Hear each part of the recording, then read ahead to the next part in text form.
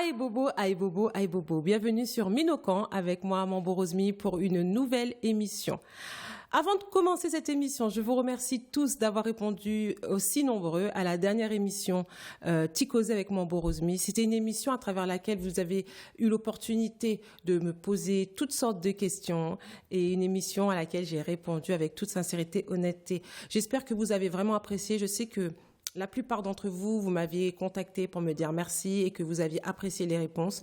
Une autre partie d'entre vous a été déçue parce que les questions sont arrivées un petit peu tard. J'ai pas eu le temps de les prendre en compte pour l'émission parce que même si l'émission est diffusée le jeudi, il faut savoir avant tout qu'elle est enregistrée quelques jours avant. Donc si vous m'envoyez vos questions le mardi soir, on avait enregistré le mardi après-midi. Donc c'était vraiment pas possible.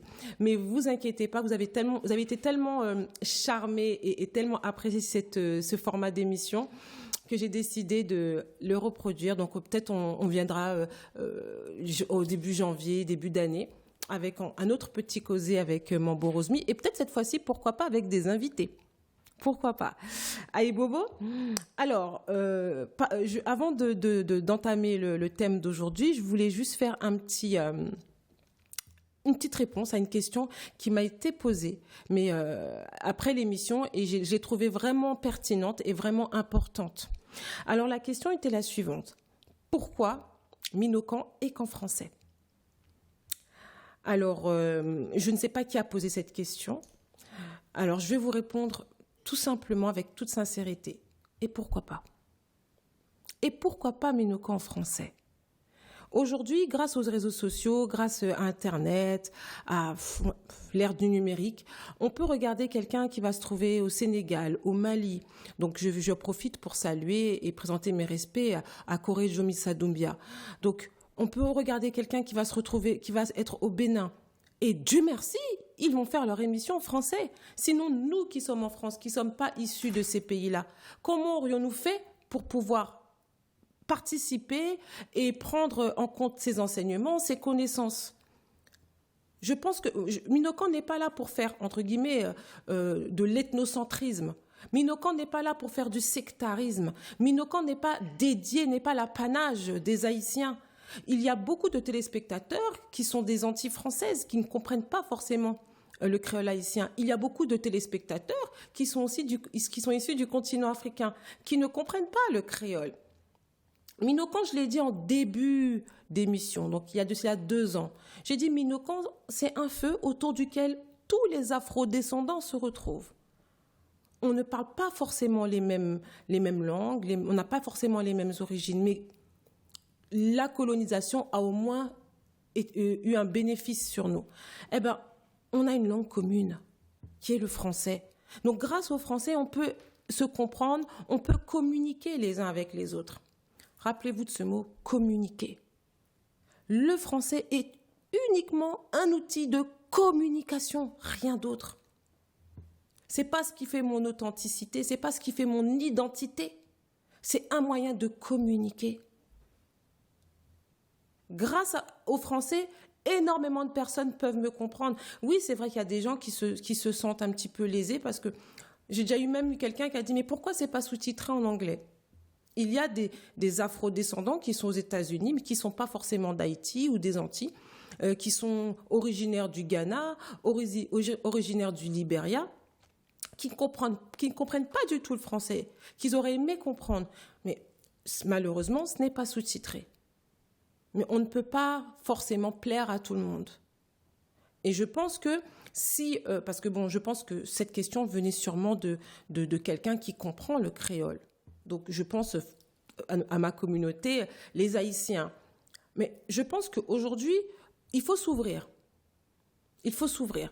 Et je pense que si quelqu'un veut une émission en créole haïtien, mais il y en a plein déjà sur Internet. Pourquoi, moi, Mambo Rosmi, je suis obligée de faire encore une émission en créole?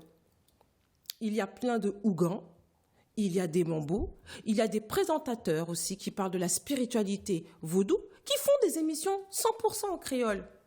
Alors, en quoi ça dérange que mes émissions à moi soient en français? Ça ne doit pas déranger.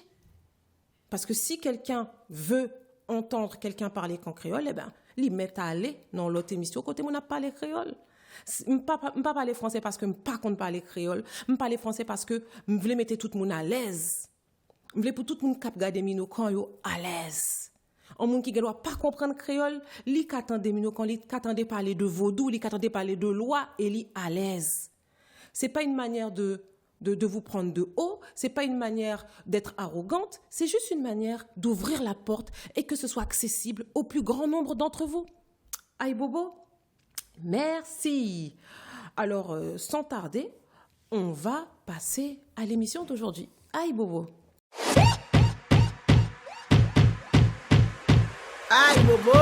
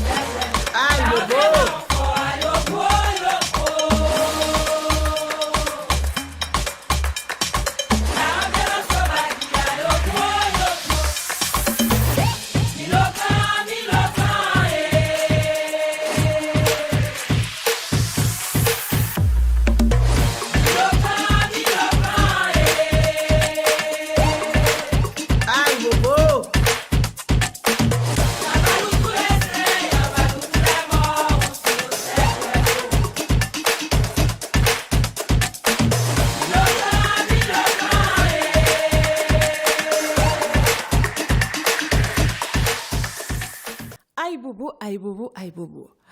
Aujourd'hui, on va parler de tambour. On va parler de tambour. Le tambour, c'est un instrument, on va dire peut-être l'instrument le plus ancien qu'il existe, plus de 25 000 ans. Le tambour. Pour nous, on voit le tambour de manière vulgaire, de manière simple, de manière, certains même ancestrale, mais c'est un objet qui est très peu valorisé. C'est un instrument qui est très peu valorisé. Le tambour. Aujourd'hui, dans Minokan, j'ai décidé de vous parler du tambour. J'ai décidé d'inviter un invité qui va nous parler du tambour et tout ce qu'on peut faire avec le tambour. Aïe Bobo. Alors on pense que le tambour, il suffit juste de savoir jouer des rythmes et puis on peut jouer du tambour dans n'importe quel style musical ou ce soit dans les cérémonies, dans les spiritualités, etc. Il faut savoir que le tambour, historiquement, si on va dans les spiritualités de l'Amérique du Sud, dans le chamanisme par exemple, le tambour est l'instrument par excellence. Le tambour nous permet de nous mettre en connexion, en contact avec l'invisible. Les chamans utilisent les tambours, comme nous, dans le vaudou, par exemple, on passe par l'Egba. Eh ben, dans le chamanisme, ils utilisent le tambour. Le tambour, c'est le son qui ouvre la porte au monde invisible. Il faut savoir que avec le tambour, on peut faire également de la sonothérapie, de la thérapie par le son. Parce que quand on joue du tambour, je ne vais pas prendre la place de l'invité, hein. Quand on joue du tambour, eh ben, il provoque en nous des vibrations naturelles qui sont en résonance avec lui. Ces vibrations se propagent dans notre corps. On parle de la vitesse du son. C'est quelque chose qui n'est pas perceptible à l'œil nu. C'est quelque chose qu'on peut uniquement ressentir. Dans le tambour, on retrouve également les 4 éléments, les 4 forces cosmiques, l'air, la terre, l'eau et le feu. On en parlera tout à l'heure dans Chercher qu'on est.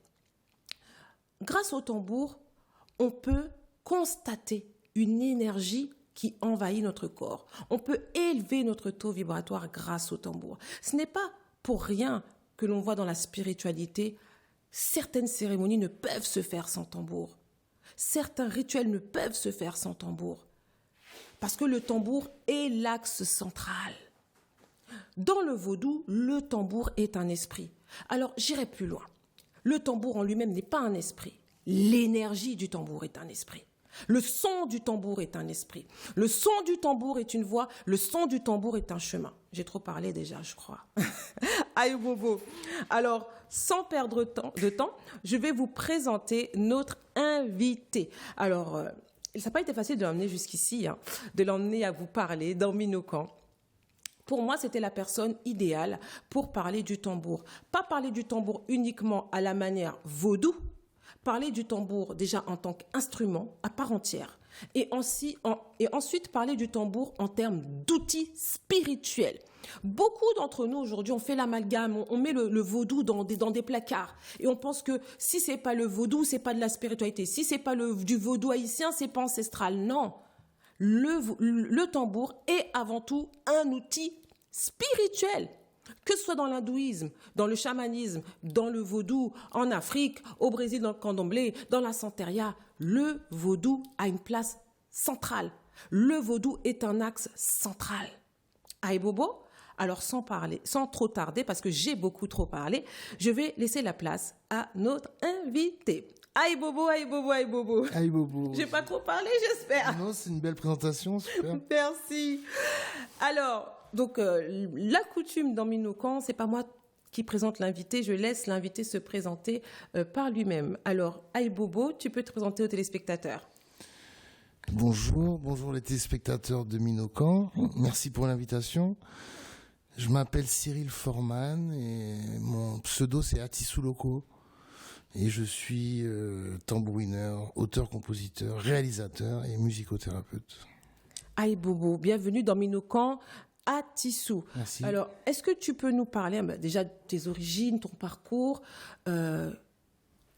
qui était Cyril Forman ou qui était Atissou Loco avant et jusqu'à aujourd'hui en fait. Voilà, on veut un peu plus connaître de toi.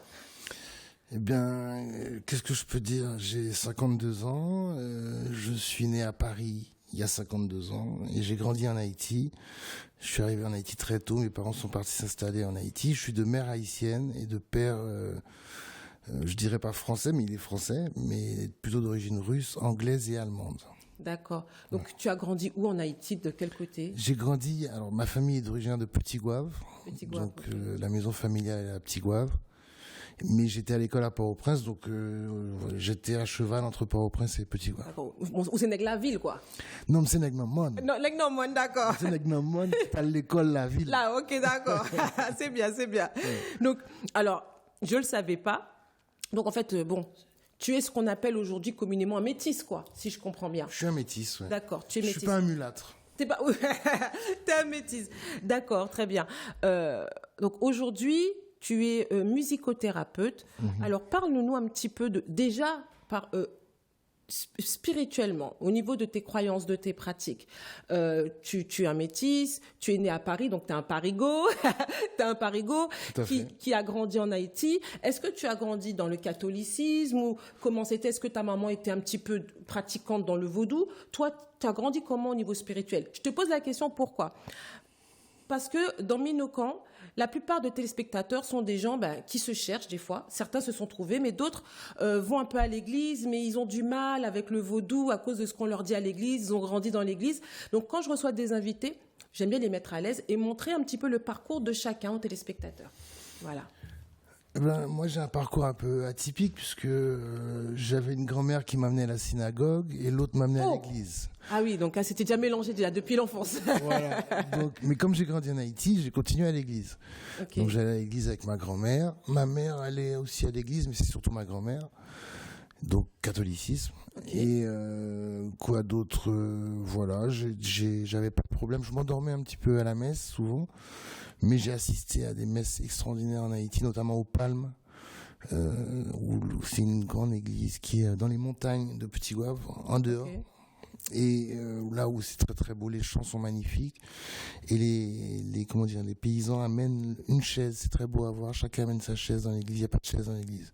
Okay. Chacun amène sa chaise et les chants sont magnifiques. Donc j'ai un rapport avec le catholicisme qui est très bon. Jusqu'à ce que j'arrive, je m'intéresse au tambour, donc beaucoup plus tard, vers 19 ans. Okay. Où là, en m'intéressant au tambour, fatalement, je tombe nez à nez avec le vaudou, que je ne connaissais pas, parce que dans ma famille, il n'y a pas à part Jean-René Jérôme, je suis le neveu de Jean-René Jérôme, qui lui est un vaudouisant avéré. Tout le reste de la famille est plutôt catholique. Okay. Et s'il y a des vaudouisants, ils ne le disent pas. Ils ne le disent pas, ok. Donc j'ai fait mes recherches tout seul, mes parents m'ont laissé faire, ils m'ont fait confiance. Il faut dire que j'étais en province, c'est plus facile de faire confiance au milieu provincial qu'en ville. Et là j'ai découvert les éléments grâce au vaudou. Et depuis, j'ai quitté donc comment dire, entre guillemets, j'ai pas quitté, mais disons que je me suis un peu éloigné de l'église et aussi du vaudou par la suite, pour ne garder que l'essence, c'est-à-dire les éléments dont tu as parlé. Mais pour moi, il n'y en a que 3. Et donc voilà, et donc je suis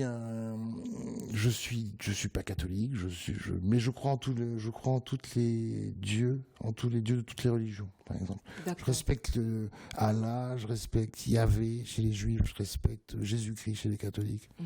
Je respecte même les protestants qui ne considèrent pas Marie, etc. Je pense qu'il y a du bon dans chaque religion. Et dans le vaudou, évidemment, je respecte tous les lois, le panthéon des lois qui est immense. Mais moi, j'ai pris des distances avec tout ça parce que les religions ne me conviennent pas et ma religion à moi, c'est la nature. Mais c'est grâce au vaudou que j'ai pu m'approcher, me reconnecter avec la nature. D'accord. Donc, du coup, à 19 ans, tu t'es intéressé au tambour. Mais comment tu as appris le tambour ? J'ai pris beaucoup de leçons. D'accord. J'ai eu beaucoup de professeurs illustres. Des professeurs purement percussionnistes ou des professeurs qui étaient vaudouisants, qui étaient tambourineurs? Mon premier professeur, il est vaudouisant, c'est Ty Prosper, c'est le plus grand tambourineur de Petit Gouave. C'est lui qui jouait chez Rose Enfer, par exemple. Rose Enfer était le plus grand Ougand d'Haïti pendant très longtemps, à Grand Gouave. Et c'était le tambourineur de Rose Enfer. Ty Prosper, et donc c'est un vaudouisant, et il m'a amené en cérémonie, tout ça, pour apprendre, parce qu'on n'apprend pas simplement en prenant des cours, il faut aussi mettre en pratique en cérémonie. Ensuite, j'ai eu pour moi le plus grand tambourineur d'Haïti après Tiroro, qui s'appelle Pierre Chériza Fenelus, qui est malheureusement mort inconnu. Oui, j'ai vu son histoire. Qui a un CV époustouflant. Colossal. C'est le seul percussionniste au monde à avoir joué à l'opéra Garnier, au Japon, au Brésil, à Scala de Milan, au Bolchoï, à Moscou. Enfin, c'est Maurice Béjart, enfin bref. Mais il est mort inconnu pour des raisons que je ne vais pas développer là, parce que j'ai donné une interview sur Haïti où c'est assez clair. Et ensuite, j'ai eu un professeur qui est le seul qui est encore vivant. Alors ça fait sourire beaucoup de gens, mais il s'appelle René Pierre et qui m'a appris à Paris à jouer le tambour d'église. Parce qu'on joue à l'église différemment. D'accord. Et lui m'a appris le tambour d'église et j'ai appris beaucoup de choses. Techniquement, j'ai appris beaucoup de choses. C'est le seul qui est encore vivant. T'as encore réussi à apprendre beaucoup de choses. Oui. Ok, d'accord. Oui, c'est vrai qu'après Pierre Chériza, ce que je dois dire sur Pierre Chériza, c'est qu'il est l'héritier de Tiro, parce que Tiro jouait les 3 rythmes du vaudou. Il y a toujours 3 tambours, sauf dans le Congo, des Gonaïves, mais souvent c'est 3 tambours. Il jouait les 3 tambours sur un tambour. C'est pour ça que c'est très difficile de comprendre Tiro. C'est le John Coltrane du tambour, c'est très technique. Technique et presque intellectuel. Hein. Et Pierre Chériza, lui, jouait les 3 tambours sur 2 tambours. Et donc c'était un peu plus épuré. Et toi, et moi, du coup, je me suis inspiré des 2 et je joue les 3 tambours sur 3 tambours. Sur 3 tambours, d'accord. Ouais. Alors je perds beaucoup de notes parce qu'il faudrait des mains. C'est la cadence qui m'intéresse, moi. C'est le groove qui m'intéresse. Donc ça, c'est Pierre Chériza. René Pierre, qui est encore vivant, je crois qu'il est à Paris, j'ai pas vu depuis longtemps. Ça, c'est pour le tambour d'église. Bon, j'ai pas pris énormément de cours avec lui, mais c'est important de le mentionner quand même. Il ne faut pas l'oublier. Et mon dernier grand professeur, il vient de mourir l'année dernière, c'est Matissou Legba. C'est lui qui m'a appelé à Tissou Loco. C'est un des plus grands sambas. C'est le premier tambourineur de Boukman Experience, qui jouait le moment tambour, le tambour soliste, et le tambourineur fétiche de Boukanguine. Et il avait une école chez lui dans les années 90, et j'ai fait l'école avec lui. Et il m'a aussi appris l'histoire d'Haïti qui n'est pas dans les livres. L'histoire de Makanda, l'histoire de Boukman. Transmission orale. On commençait les cours, on s'imagine pas ça, mais on commençait pas par jouer du tambour. On commençait avec un stylo et un cahier. D'accord. Ouais. Et sous le soleil chaud, et Batissou m'a appris beaucoup de choses sur le fonctionnement même de la révolution haïtienne. C'est-à-dire qu'il y a plein de choses qui sont pas dans les bouquins, même l'histoire d'Haïti. Comme l'histoire de Makanda avec le choix du chien, par exemple. Je sais pas si tu connais. Non, je connais pas. Vas-y, raconte-nous. qu'en fait, le choix de Macandal, c'est ça. C'est le choix entre mourir empoisonné ou avoir les chiens aux trousses. Et les gens ont choisi quoi, du coup? Il y a des gens qui ont choisi de boire l'eau. De boire l'eau, parce qu'il faut s'imaginer, quand on quitte la plantation, on a les enfants. Hein. On part avec les enfants. Ouais. Donc ça veut dire qu'on a les chiens aux trousses avec des enfants dans le dos quand même. Donc ça rigole pas, quoi. Ouais, c'est un choix délicat. C'est un choix de vie ou de mort, et c'est comme ça que ça a commencé en Haïti. Ça rigolait pas. D'accord. Ok, ben merci pour la petite histoire. Ça, c'est Matissou Legba qui m'a appris tout ça. Il est mort récemment. Matissou Legba, c'est aussi un compositeur, c'est un auteur. Il a écrit des chansons pour Boucanguina. Il n'y a pas que Eddie François qui écrivait des chansons. D'accord. Matissou écrivait aussi. Donc on a perdu quelqu'un d'important. C'est lui qui t'a nommé. C'est lui qui m'a nommé. C'est la deuxième personne à m'avoir appelé Atissou Loco. Pourquoi Atissou Loco? Alors c'est ce que j'ai cherché à comprendre. Atissou Loco, c'est le fils de Papa Loco. Papa Loco, c'est le potomitan, comme tu sais. Et il a donc il a des enfants, dont Atissou Loco, qui est le messager, le gardien des temples. En fait, la légende dit que son fils est un rebelle. Il n'écoute pas souvent son père. Mais par contre, son père n'a confiance qu'en lui. Il préfère avoir confiance en un fils rebelle plutôt que des hypocrites qui ne lui disent rien, qui le... T'es un rebelle, un petit peu? Moi, j'ai toujours été un rebelle. Même avant de jouer du tambour. Ah bon? Ok, très bien. Donc aujourd'hui, tu ne t'identifies pas au vaudou, tu n'es pas vaudouisant, bien que tu respectes la culture. Bon, d'ailleurs, tu fais du tambour vaudou, je crois. Oui. Donc tu n'es pas vaudouisant. On va dire, est-ce qu'on peut dire que tu es un ami du vaudou? Ah oui, plus que ça. Je suis un admirateur, j'ai envie de dire. Je suis plus qu'un ami, je suis un connaisseur aussi, je connais beaucoup de choses. Alors, je pense que je prends les devants, comme on dit, pied coup de poing devant. Je pense que peut-être il y a beaucoup de téléspectateurs qui nous regardent actuellement, qui doivent se poser la question. Alors, ton nom de scène est Atissou Loco, tu joues du tambour vaudou, tu es un admirateur du vaudou, et je suppose que tu sais jouer plusieurs rites vaudous. Mais pourquoi tu n'es pas vaudouisant? Parce que, comme je te disais tout à l'heure, moi, tout ce qui va être religion, proprement dit, le vaudou est une religion, je ne suis pas concerné. D'accord. Moi, je suis plus concerné directement. En fait, disons que je suis un vaudouisant par défaut. Je suis quand même vaudouisant. Parce que les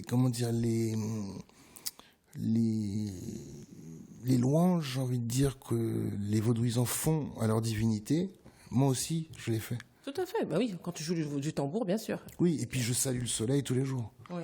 Et le soleil, c'est au goût. Mais pour moi, c'est ça, être un vaudouisant. Oui. C'est rendre gloire, on va dire, à la nature, être connecté à la nature, respecter, rendre hommage aux divinités. Donc après, c'est tout ce qui va être religieux, qu'on met autour, en fait, qui dit que oui, bon, t'es pas un vaudouisant, tu pratiques pas, mais à partir du moment où tu respectes et que pour moi, tu es quelque part un ambassadeur du vaudou, quoi qu'il arrive, de fait, par ton art et parce que tu transmets également. Bon, j'ai toujours été un ambassadeur du vaudou, mais un vaudou laïque. Je ne sais pas si c'est ça qu'on peut dire. Je ne sais pas ce que ça veut dire. C'est-à-dire, c'est un vaudou un peu démystifié. On va dire, alors, si je peux employer ce terme-là, un peu un vaudou New Age. Oui, enfin démystifié. C'est-à-dire que moi, la mystique ne m'intéresse pas. Il y a beaucoup de mystique dans le vaudou. Et c'est pas seulement dans le vaudou, dans toutes les religions anciennes. Tout à fait. Chez les Celtes, chez les Gnawa au Maroc. Enfin, je veux dire, la mystique, elle est chez les derviches tourneurs en Turquie. Ouais. Même en Italie, j'ai trouvé de la mystique dans la tarantella, avec des tambours, etc. Il y a de la mystique. Donc, le vaudou n'est pas la seule religion ou tradition à avoir. Mais sauf que moi, ça ne m'intéresse pas. C'est pas cette partie-là qui t'intéresse? Du tout. Moi, je suis quelqu'un de très terre à terre. Même si j'ai un nom énorme, Atissou Loco, c'est vraiment un nom important dans le vaudou. Mais c'est pour ça que je respecte évidemment tous les lois, tout le panthéon des lois. Je ne discute pas leurs fonctions. Tu vois. Jamais je dirais que au goût c'est pas ci, au goût c'est pas ça. Et jamais je contredirais un vaudouisant qui en sait plus que moi. Mais par contre, moi je fais une synthèse de tout ça. Je me suis permis de faire une synthèse de tout ça. Et c'est un peu comme ta description du français. Pourquoi Minoko est en français. J'ai beaucoup aimé ce que tu as dit. c'est très important ce que tu as dit, j'espère que les Haïtiens comprendront, c'est pas pour te flatter, c'est que, en fait, c'est de rendre quelque chose d'accessible, rendre quelque chose de compliqué, en tout cas complexe plutôt, pas compliqué, j'enlève compliqué de complexe, accessible. Tout à fait. Et moi, c'est ce que j'ai essayé de faire toute ma carrière, entre guillemets, c'est de justement rendre cette tradition accessible. Et mon domaine, c'est la musique, donc je me cantonne à la musique. Oui, tu la rends accessible par la musique. J'essaie de plus en plus voilà, de décodifier, parce qu'à mon époque, aujourd'hui, il y a un travail de Grace Baleine, Racine, qui est un tambourineur que j'adore en Haïti, qui monte des écoles de tambour partout en Haïti. Il travaille avec Toyart, notamment, il travaille avec Focal, enfin, ils ont monté une école, ils ont des ateliers partout. Pourquoi je parle de lui? C'est parce que à mon époque, ça n'existait pas. Ouais. À mon époque, quand tu voulais apprendre le tambour et que tu n'étais pas né dans le vaudou, que tu n'avais pas de connaissances, il fallait y aller tout seul. Et moi, j'y ai été tout seul, je ne regrette pas. T'as eu cette chance, hein? C'est grâce à mes parents. Mes parents m'ont laissé faire. Ils ont eu confiance à la fois en les paysans et en moi. Mais par contre, c'est quand même difficile, Rosemi, tu vois, parce qu'il faut trouver toi-même les adresses, il faut se méfier parce que des fois tu arrives dans des endroits qui sont dangereux, parfois, pas tout le temps. Donc, et vraiment, bravo à Grace Baleine, parce que là maintenant, si Haïti un jour va mieux, ils sont déjà en place, ils sont déjà pour accueillir toutes les personnes qui souhaiteraient apprendre, s'initier au tambour haïtien. Oui. Et ça, c'est fantastique. Donc, même si le pays va très mal, il y a quand même ce travail qui est fait. Il y a aussi Batala, donc c'est toute une équipe. Mais Grace Baleine, il est flûtiste aussi. Il est un peu le leader de ce mouvement. Et c'est très récent, hein. Ça fait 2-3 ans qu'il a apparu. Et j'adore, franchement, le travail qu'il fait de démocratisation. Et donc, c'est pour ça que je parlais de ce que tu disais. Sur le français, il faut pouvoir rendre accessible quelque chose de très ancien, parce que le vaudou, c'est très ancien. Et donc, il n'y a pas de raison que la plupart des gens n'y aient pas accès. Et d'une part, et surtout les Haïtiens de la diaspora qui sont nombreux, qui sont nés à l'étranger. Moi, je reçois des coups de fil. Ça a un peu arrêté, mais pendant longtemps, j'ai reçu des coups de fil souvent de filles, jeunes filles du Canada, de Belgique, de France, donc de francophones, qui voyaient le métis sur Internet, sur Google, ils voyaient un métis, ils disent « Ah, si ce métis a pu... Oui. Moi, je peux peut-être... » Parce que quand ils demandent à leurs parents, on leur dit, les parents, le vaudou, c'est diable. Oui, tout à fait. Donc, ils n'ont pas de repères, les pauvres. Ils sont nés à Montréal, ils sont nés à Bruxelles, à Paris. Ils sentent quelque chose, ils sentent leur culture, et on leur dit, surtout, n'y va pas, c'est le diable, etc. Donc, j'essaie de les informer comme je pouvais. Mais maintenant, ça y est, Haïti est prêt aujourd'hui à accueillir le monde entier grâce à ce type, Grace Baleine, que je recite encore. Ce type d'initiative. Ouais. D'accord. Alors, on va tout de suite faire une petite courte pause et on va passer à la suite où tu vas nous présenter du moins ton art, le tambour. Aïe Bobo, à tout de suite.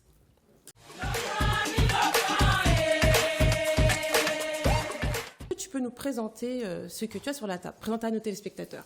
Donc ça, c'est un tambour, c'est un second tambour qu'on appelle grondé dans le nord, mais dans le sud on dit second. Second. Qui symbolise la lune. Le second, c'est la lune. Et est-ce qu'il y en a un qui symbolise le soleil? Moi, je fais les invités là, donc ils peuvent pas parler. Je parle pour eux. On parle par télépathie. Est-ce qu'il y en a un qui symbolise le soleil? C'est une bonne question. Oui, la maman tambour, c'est le soleil. C'est le soleil. Alors le second, la lune. La lune et le kata, c'est l'eau. Oh là là, c'est magnifique. 3 éléments. Ok. Et l'équation, je te la donne, qui n'est dans aucun livre, donc j'espère que tu vas bien la garder. Vas-y, on gardera le secret entre nous. C'est une équation paysanne, c'est pas un secret. C'est juste que les paysans ne le disent pas à tout le monde, mais moi ils me l'ont dit et j'en profite pour le balancer comme ça. Et c'est une équation, donc le second, la lune pose des questions au soleil, le tout sur un tapis d'eau. D'accord. C'est comme ça que marche le vaudou musical. Aïe Bobo. Voilà. Alors le second symbolise la lune. Donc c'est la mélodie en fait. D'accord. Est-ce que tu peux nous dire par exemple... Alors c'est un tambour très particulier. C'est donc Petit Gouave. Mes tambours viennent tous de Petit Gouave, le tambour haïtien. Et comment s'appelle la personne qui fait les tambours? Justement, j'allais t'en parler. Il s'appelle Gérard, il est mort. C'était un apiculteur. Donc il faisait du miel aussi. Il faisait du miel et des tambours. D'accord. Il a appris de son père, son père a appris de son père, donc son grand-père, etc., etc. C'est une lignée de fabricants de tambours. Ça s'est arrêté à lui parce que ses enfants ont préféré, hélas, prendre des camps de terre pour aller à Miami. D'accord. Donc, Ils sont devenus des boat people. La lignée s'est arrêtée à Gérard. Du coup, plus personne à Tigouaf fait les tambours. Si, mais pas comme ça. Parce qu'il y a une façon de...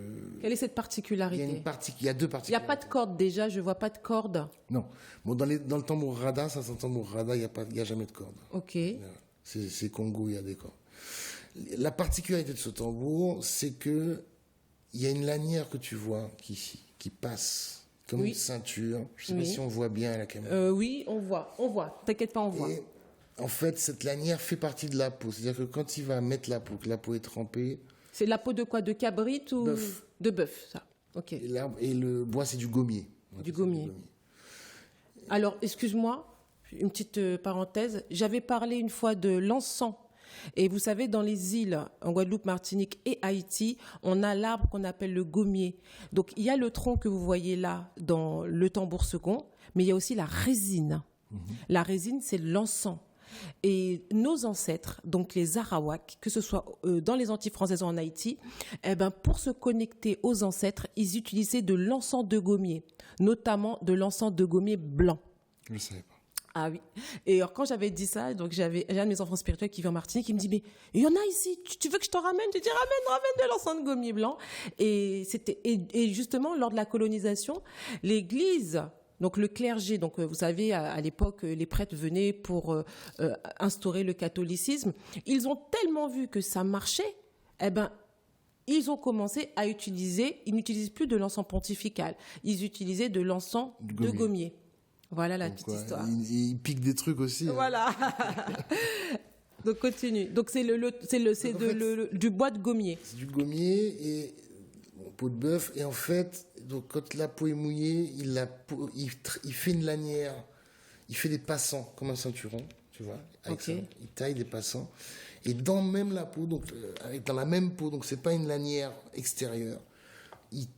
Comme la peau est mouillée, il passe cette frange de tambour, il la passe dans les passants comme ça. Et quand le tambour sèche, ça se fige. Exactement. Et ce tambour, celui-là doit avoir 30 ans. Waouh. Et j'ai jamais de problème parce que voilà. Tu ne fais pas chauffer comme d'autres personnes qui font chauffer la peau non, pas celui-là parce que il est extraordinaire. Enfin, tous ceux qui sont faits par Gérard, parce que c'est incassable, c'est mouikité comme on dit en créole. C'est-à-dire que sa technique justement de passant, et j'ai jamais vu d'autres tambours haïtiens comme ça. C'est la première fois que j'en vois un comme ça. Avec des passants comme ça. C'est la première fois que j'en vois un comme ça. Donc c'était un type extraordinaire. Et je peux parler de Gérard pendant des heures parce que c'est une partie de ma vie. Est-ce que tous tes tambours ont été faits par Gérard? Oui, tous mes tambours haïtiens. Donc ça veut dire que tu as des pièces de musée chez toi? Oui, j'ai des pièces de musée. J'en ai 25 à peu près. Waouh.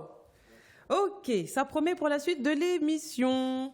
Alors, est-ce que tu peux nous expliquer, avant qu'on passe à la suite, est-ce que tu peux expliquer aux téléspectateurs pourquoi le tambour est-il si important pour la spiritualité? Alors, là, on ne parle pas d'abord de vaudou, on parle de spiritualité en général. Bon, alors, je vais repartir de la fabrication du tambour. Vas-y. Parce que ça commence là, en fait. Il y a 2 quarts de lune par an où on peut couper le bois. C'est-à-dire où le fabricant... Gérard respectait ses exacts. C'est-à-dire que si vous appelez Gérard... Et puis vous dites, vous besoin de tambour là, je pas kounya, pas faire kounya. Il faut attendre. Si quart lune passé, hier ou bien avant-hier ou semaine passée, il pas fait le vous. Il faut attendre. Il a fait le pour, mais il n'est pas garanti que le tambour est bon. Parce que bois doit fondre, le bois se fond. Tu peux constater que celui-là, il est fondu nul. Waouh. Parce que c'est vrai qu'aujourd'hui, tu demandes un tambour aujourd'hui, n'importe qui te dit ok, je le fais maintenant. Il respecte pas le cycle lunaire. 2 quarts de lune par an. Waouh. Pour couper l'arbre, pour être sûr d'avoir un tambour. Et attention, ça par contre c'est un secret. Je peux pas te dire lesquels. C'est 2 quarts de lune par an. C'est ce qu'on appelle dans le vaudou le fond bagaille sous règlement. Sous règlement, et c'est Nek qui fait tambour qui connaît règlement. Oui, ben c'est normal. C'est pas mon cap bat tambour qui connaît règlement. C'est ça qui coupe les bois. Waouh. Donc c'est vraiment un objet rituelique en fait. C'est un objet rituelique. C'est un objet rituelique et le rituel commence déjà à la coupe du bois. Mais donc là, du coup, maintenant, tu vas me faire te poser une autre question. Alors, si moi, demain, je veux un tambour, Gérard n'est plus là, je fais comment? Ah, il y a d'autres gens. Mais est-ce qu'il y a d'autres gens qui respectent le règlement que j'ai? C'est vrai? Au Gonaïves, il y a Charles Ciné qui fait tous les tambours de souvenance. Je sais pas, je crois qu'il est mort récemment. Ah bah si. Mais par contre, ces enfants doivent... Est-ce qu'à Tigouave, il y a d'autres personnes? J'en connais pas. Il y a d'autres personnes, mais c'est pas la même chose. Ouais, bah là, regarde, Rosmy, tu nous mets l'eau à la bouche, là. Rosmy, et puis là, après, tu nous dis, tu sais pas. Non, mais Rosmy, c'est un drame. Hein, c'est pour ça que les gens tels que toi sont très importants. Je dis pas ça pour te flatter. Comme Grace Baleine, pardon, en Haïti, comme toi, il y a pas. Tu vois, je peux citer plein de gens importants qui font des... Jeff Pierre aux États-Unis, il fait un travail remarquable, Jeff Pierre, ouais. remarquable Très bon. de démocratisation du tambour. Il montre sur des vidéos comment on joue le rabodaï, comment on joue le hibo, etc. Il montre. C'est plus caché, tu vois. Ça a été longtemps caché. Donc, il y a encore des gens, Rosmy, mais on a perdu. Il faut accepter. Tu sais, en Haïti, on est très fiers, on est trop fiers. Moi, c'est mon sentiment. Et il faut accepter de perdre. On a perdu beaucoup de choses. Il faut avancer, il faut évoluer. Il faut accepter d'avoir perdu beaucoup de choses. C'est vrai. Je te donne un exemple. Un de mes premiers maîtres, qui s'appelait Tipaï, dont je n'ai pas encore parlé, mais il faut que j'en parle, qui est mon premier maître, qui était Ougan, à Petit Gouave. C'était un maître un peu philosophique, tu vois. C'est lui aussi qui m'a appelé Loco. Et lui, Tipaï, comment dire, il avait un rapport avec la nature, avec en fait, son loi, c'était cousin. C'était Azaka. Et, il avait un rapport avec le vaudou qui était un rapport sain. Et il connaissait tous les arbres, tu vois. Et un jour, je rentre à Petit-Gouave en vacances, et je suis avec tous mes amis du coin, des paysans, et il y en a un qui dit, pied-bois ça, nous par contre ça lié. Tipaï mourit. Par contre, monde qui compte qui est ça, pied-bois ça. Il y avait que Tipaï. Il savait. Qui connaissait tous les arbres, etc. Et attention, c'était pas le seul paysan de la région, mais lui, il avait ce savoir. Il héritait du vaudou, parce que dans le vaudou, il y a le savoir des plantes. Et qu'on oublie souvent. Et donc, personne ne savait. Personne n'a su dire quel était cet arbre. Donc, tu vois, et là, qu'est-ce que tu peux dire? Tu peux rien dire. T'as envie de pleurer. Tu vois, quand Gérard meurt avec son secret. Oui. Quand Pierre Chériza meurt, pauvre, inconnu, il meurt avec son secret. Personne ne jouera jamais. Il n'y a pas de relais, il n'y a pas eu de transmission. Je peux te faire une liste de choses qu'on a perdues qui est hallucinante. Je te parlais de Pierre Chériza au niveau du tambour. Je t'ai parlé de Tipaï au niveau des plantes. Je te parle de Gérard au niveau de la fabrication du tambour. Tu vois, la liste est longue. Tu veux qu'on parle de la douce Macos, la douce Macos de Petit Gouave? La recette est perdue parce que les enfants qui sont des amis, on a grandi ensemble à Petit Gouave. Qui ne s'intéressent pas à ça. Ils prennent comme tel. Parce qu'à la mort de Madame Labarre, c'est la maison Labarre, les gens se sont battus pour l'héritage.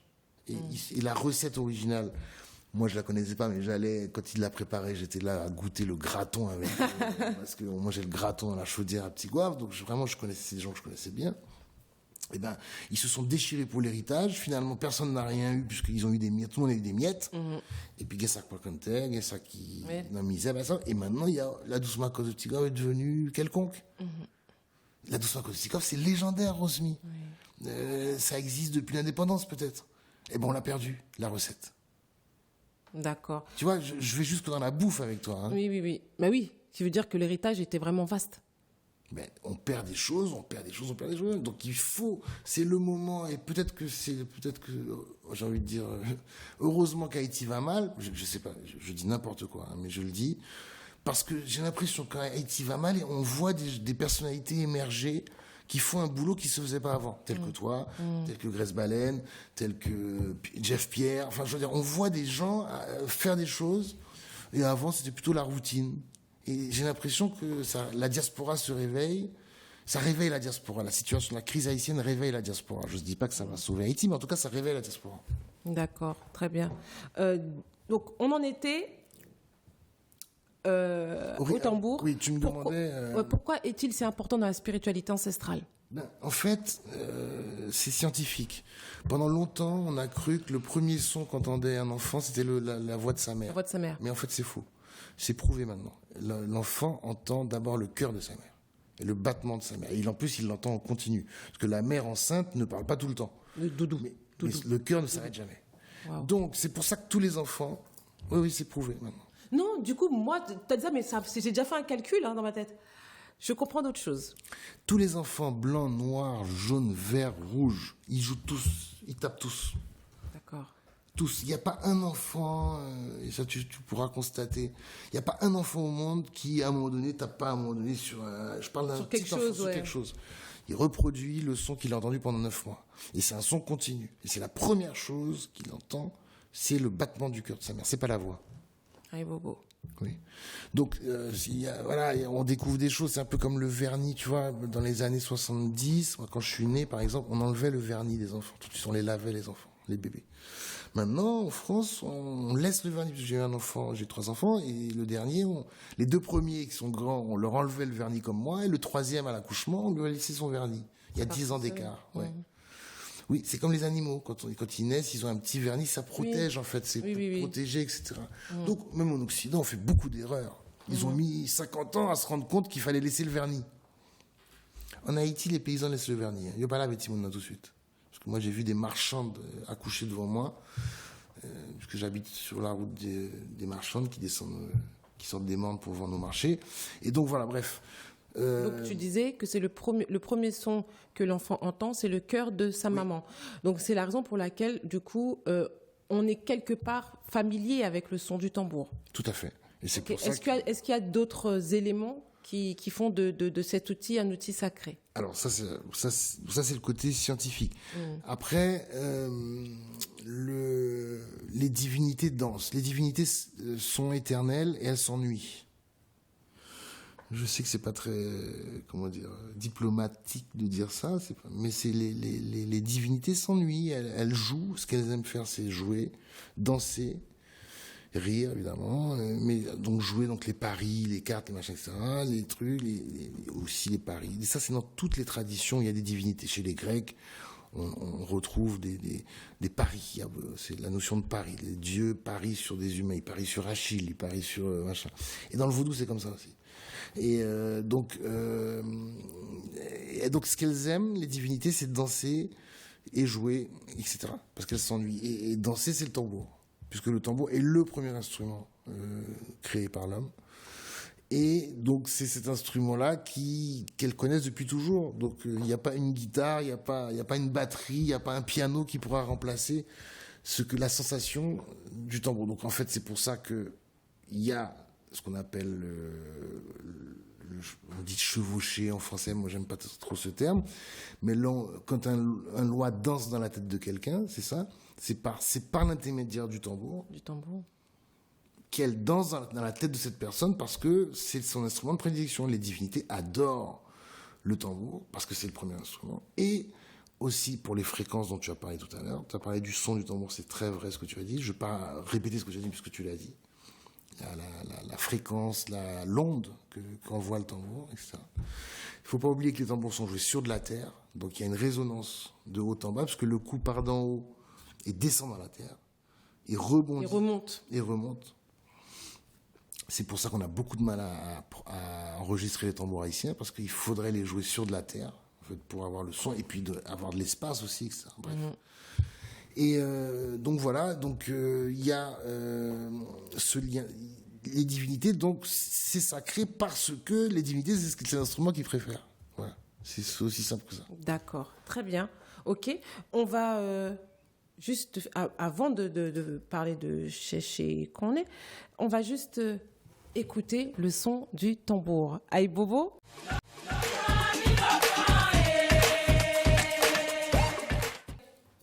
Aïe Bobo.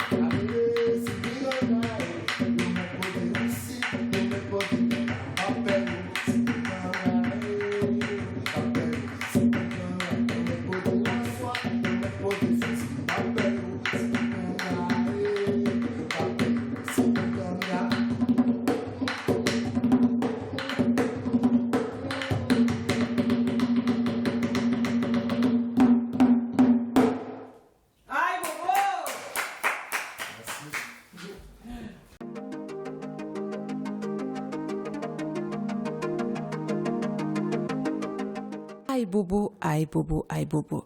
Nous voici de retour avec la rubrique que vous aimez tant, Cherchez qu'on est. Aujourd'hui, on reste dans le tambour, on met le tambour à l'honneur. Vous avez entendu, en début d'émission, j'ai parlé des forces cosmiques, des 4 éléments, l'air, l'eau, la terre, le feu.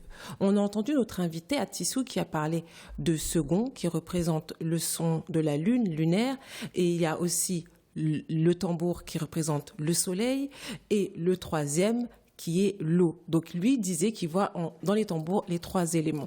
Pourquoi moi, Mambo Rosmi, je parle de 4 éléments? Parce que le 4 éléments, c'est l'air, le tambour, la terre. Donc comme il a dit, on le joue sur la terre, mais le tambour, le corps du tambour, c'est le tronc, c'est le bois, donc qui est sous l'élément terre. Nous avons la peau. Donc la peau animale, ça peut être la peau de bœuf, ça peut être de la peau de cabrite. Mais pour la fixer, il faut la détendre afin qu'elle se fige. Et comment on la détend? Le feu. On a besoin de cette chaleur. Et ensuite, bien sûr, on a besoin de l'air. L'air, c'est quoi? Il faut que ça sèche, tout simplement. L'air, c'est quoi? C'est l'esprit. Parce que dans les tambours, il y a l'esprit qui traverse. Il y a cette énergie aérienne qui les traverse. Voilà pourquoi je dis qu'il y a les 4 éléments. Vous allez me dire, oui, mais il n'y a pas d'eau. Mais vous pensez que l'arbre, pour grandir, il a besoin de quoi?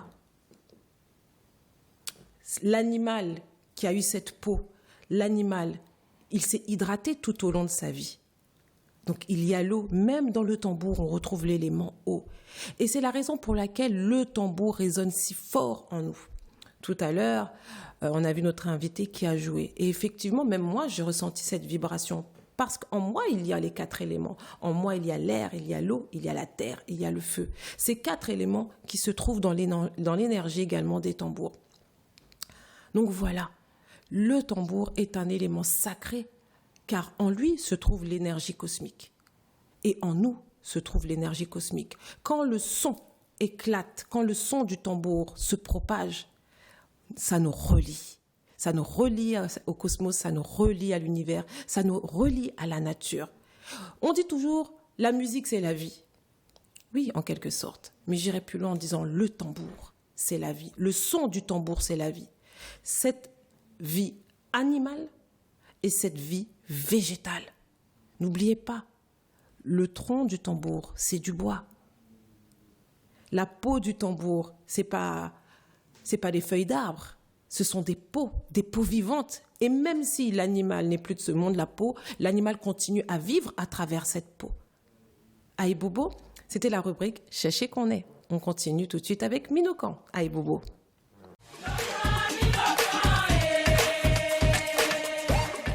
Aïe Bobo, aïe Bobo, aïe Bobo. Alors nous voici de retour avec Minokan. Alors vous avez vu le petit bout de musique, c'est un petit bout, c'est même un échantillon de musique qui était magistral de notre invité Atissou Loko. Franchement, moi je suis stupéfaite parce que déjà les tambours, c'est pas évident à jouer quand on est seul, mais là seul tu as sorti plusieurs tonalités, c'était vraiment, moi j'ai trouvé ça complet, hein. Honnêtement j'ai trouvé ça complet, c'est fort et bon, on est en émission, une chose que je vais pas trop dire, mais tu es habité. Ça, je pense que c'est... C'est ce qu'on me dit souvent, mais j'ai eu des très bons professeurs, surtout. Non, tu es habité. Faut pas confondre initiation et dimension. On peut apprendre quelqu'un à jouer du tambour, mais avoir la dimension quand on joue le tambour, c'est autre chose. Et il y a des tambourineurs, moi j'ai déjà assisté à pas mal de cérémonies vaudou, que ce soit en France ou en Haïti. J'ai vu des tambourineurs. Mais il n'y a pas beaucoup de tambourineurs, quand ils jouent, tu dis... On sent une vibration, on sent une énergie qui émane de cette personne-là. C'est quelqu'un vraiment qui a été... C'est comme si quelqu'un qui a été réclamé pour ça. Qui veut dire que... on va dire que l'univers utilise... Son corps utilise ses mains comme un canal pour faire vibrer cette énergie un peu. Cette énergie ancestrale. En tout cas, chapeau. C'est super. On va parler du tambour encore.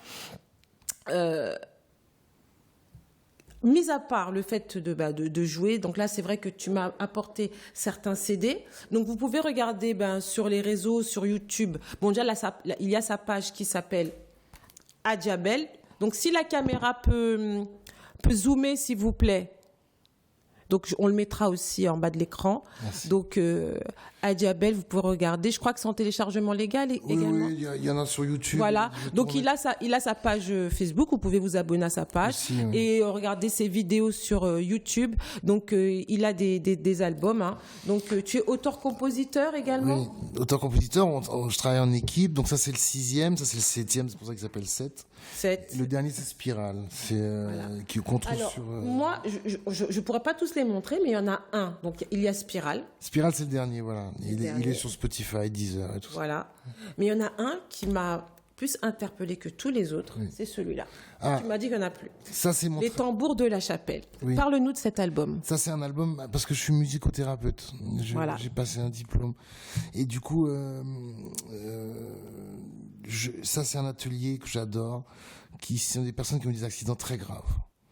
Et c'est à la chapelle. On va en parler. Je vous montre le dernier. En plus, les titres Nago Congo, Parengol Bolero, Chasseur, Samba, Kaladja, Contredanse. Donc, c'est des personnes qui sont en situation de handicap très grave, qui ont des accidents. Il y en a à qui il manque un bras, une jambe. Il y en a qui sont en fauteuil roulant. Ils ont tous des commotions cérébrales. C'est-à-dire qu'ils ont des pertes de mémoire, ils ont des cicatrices immenses au cerveau et tout ça. Et le tambour permet justement de leur permet de retrouver, avec beaucoup de travail, hein, sur la longueur, sur la durée, de l'autonomie. De la mémoire, de la confiance en soi, de la valorisation, enfin bref, un tas de choses. Et on a décidé de faire un disque. On a été subventionné par la Direction des Affaires culturelles de Paris. Super. On a obtenu une subvention. Et surtout, ce que j'adore avec cet atelier, c'est que j'ai quitté le centre. Les personnes avec lesquelles je travaille ont quitté le centre, mais le groupe existe en dehors. Toujours, très bien. Ils m'appellent pour faire des concerts et j'ai une anecdote, c'est que donc c'est un groupe multiculturel parce que il y a beaucoup d'Africains, donc j'ai des Gambiens, j'ai Centrafrique, c'est Mali, Sénégal, etc. Et des Français naturellement, il y a aussi des Marocains, des Tunisiens, donc c'est un groupe des Algériens, c'est un groupe où vraiment des Congolais, c'est un groupe où il y a un peu toutes les anciennes. Donc quand tu vas là-bas, tu ramènes tes tambours. Non, c'est-à-dire que oui. Ou tu joues du tambour pour eux. Non, pardon. Oui, non. il y a 40 tambours à disposition pour eux. D'accord. Donc c'est eux qui achètent des tambours. Non, c'est mes tambours. Donc toi tu viens, tu ramènes tes tambours et ils jouent. Donc vous jouez des musiques vaudou ou de la musique en général? En général, on joue des rythmes. On commence par des rythmes vaudous et après on fait des rythmes. On a fait un rythme de salsa. Et ils apprécient les rythmes vaudou? Il y a des musulmans dans le groupe et donc ça a été un peu particulier de leur parce que moi je dis la vérité, je dis que ça vient d'Haïti, etc. Et donc, il a fallu que je leur explique que le bois était inoffensif. D'accord. Que c'était de ne pas s'inquiéter, etc. Et mon meilleur élève, enfin, un des meilleurs élèves, c'est Badara Tamega, qui est malien, d'origine musulmane, et il est très fort. Et il accepte de jouer le tambour. Vaudou. Il aime ça? Il aime ça, et il me remercie, parce que ça fait référence à ses racines. À ses racines africaines. D'accord. Alors, tu dis que tu as pris le diplôme de musicothérapeute. J'ai un diplôme de médiateur artistique. Médiateur artistique. Un diplôme de musique. Parce que c'était sur 2 ans. D'accord. Et en fait. Mais tu pratiques la musicothérapie. Oui, parce qu'ils ont estimé à l'école, c'est l'Institut national d'art et thérapie que j'ai fait à Paris, que parce que j'étais maître tambour, j'avais j'avais pas besoin de faire la seconde année parce que j'avais déjà un niveau. Bien supérieur. Ouais, par rapport à des gens qui sont en reconversion et qui pratiquent pas leur art. En fait, il faut maîtriser son art. Tout à fait. Mais ce qu'on appelle le maître. Oui. Voilà. Et pour être musicothérapeute, il faut maîtriser son art. D'accord. Et donc, tout le monde ne maîtrise pas son art quand il veut faire son métier. D'accord. Parce qu'il y a plein de gens qui sont en reconversion, par exemple. D'accord. Mais n'importe qui d'autre qui maîtriserait son art ne ferait qu'un an s'il le voulait. D'accord. Et quand tu as fait, par exemple, ce genre d'expérience avec ce centre-là, est-ce que tu en as fait d'autres et est-ce que tu vois des améliorations dans l'état de santé ou l'état psychologique des gens, par exemple? Tout à fait. Bon, c'est pour ça que Est-ce que tu peux le partager avec tes téléspectateurs, s'il te plaît? En fait, le travail du musicothérapeute, c'est un travail très long et très ingrat. Donc, c'est-à-dire que très long parce que c'est des séances hebdomadaires et souvent on doit reprendre à zéro parce que les gens oublient. Donc, il faut trouver des astuces pour que les gens n'oublient pas. Donc, c'est un travail où on réfléchit beaucoup. Il faut écrire. Il faut noter les réactions des gens pour pouvoir lire d'une séance à l'autre ce qui s'est passé. Bon. Premièrement. Deuxièmement, c'est ingrat parce que quand les gens bougent, se transforment en fait, le mot c'est transformation, on n'est pas là. Oui. On n'est jamais là. Donc ça ne se fait pas devant nous, mais on voit le résultat après. Ensuite, oui, donc il y a des gens... je me suis un peu appelé, entre guillemets, un mécanicien de l'être humain, parce que le tambour ne guérit pas, il soigne. C'est pas tout à fait pareil. On peut par le soin guérir, mais c'est pas une guérison tout de suite. C'est un soin. C'est plus ponctuel en fait. Oui, c'est une accumulation de soins qui amène à la guérison. C'est comme si on prenait plusieurs médicaments. D'accord. Bon. Et en fait, l'idée c'est de transformer les gens. Il faut que les gens se transforment pour pouvoir changer. On ne peut pas changer sans d'abord au préalable se transformer. Donc, moi, j'apprends aux personnes, j'apprends du Yanvalou aux personnes qui sont très anciens, du Ibo, du Congo. Et je fais pas beaucoup de Nago, ça dépend des centres. Et par exemple, quelle amélioration, quel changement tu constates chez ces personnes, même si tu n'es pas là? Est-ce que tu peux nous dire, par exemple, quelqu'un qui était malade, est-ce qu'il y a des handicapés psychomoteurs, par exemple? Alors, je te donne un exemple. Dans le groupe des tambours de la chapelle, oui. J'ai une fille qui s'appelle Aya Koïta. Ok. Elle est gambienne, vers le Sénégal. Ah ouais, à côté du Sénégal, oui. Et au début, elle jouait comme ça. Elle a fait un AVC à 20 ans, elle est très, très belle, mais elle a fait un AVC et elle a l'usage que d'un seul bras. C'est son bras droit d'ailleurs. Et donc le bras gauche est toujours dans une attelle, ouais. Comme ça. C'est dur à voir parce qu'une fille de 20 ans comme ça, elle a eu un AVC. Bon. Et Aya, quand je l'ai connue, elle jouait comme ça. On n'entendait pas ce qu'elle faisait. Aujourd'hui, Rosemi, elle joue 2 tambours. C'est pas vrai. C'est la seule qui joue 2 tambours. Malgré l'AVC. Avec un seul bras. Ouais. Avec un seul bras, d'accord. Donc le bras a retrouvé de la vivacité. Oui, ça a mis 2 ans. Et maintenant, elle a décidé de faire, parce qu'elle est très coquette, elle a décidé de faire des études de maquillage. Parce que l'idée, si tu veux, de mes ateliers, c'est pas de faire des musiciens professionnels. c'est qu'ils retrouvent de la confiance en eux, parce que souvent c'est des gens à qui on dit qu'ils sont capables de rien faire, Oui. handicapés, machin, ça. En plus, ils sont noirs ou arabes, c'est encore pire. Mm. On connaît la France, hein, le système Oui. de valeurs, hélas, en France. Mhm. Et donc c'est ça mon travail. Mon travail, c'est de leur faire de leur faire trouver eux-mêmes une vocation. Parce qu'en gros, s'ils sont capables de jouer du tambour avec une certaine exigence, parce que je suis quand même exigeant, on fait un 10, donc c'est exigeant. Donc c'est eux qui jouent là. C'est eux qui jouent, absolument. Oh, mais c'est magnifique. C'est eux qui jouent.